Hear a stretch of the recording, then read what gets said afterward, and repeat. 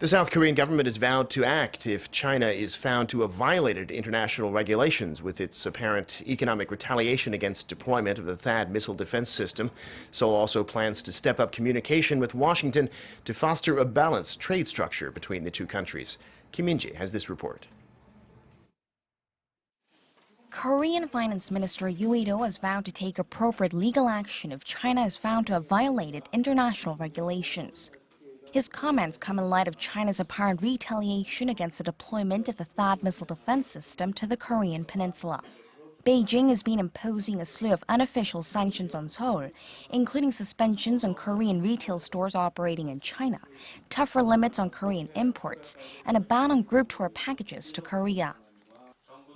The government has been keeping close tabs on the developments in the wake of the THAAD deployment. We have called for cooperation with China through various channels, including the diplomatic and trade fronts.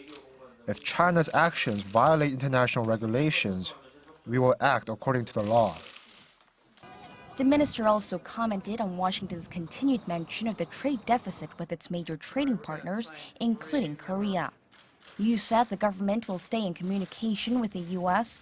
and keep a close eye on its currency policy, while also ensuring the continued smooth execution of the Korea-U.S. free trade deal and fostering a balanced trade structure between the two countries. This is likely out of concern that the U.S. could label Korea a currency manipulator.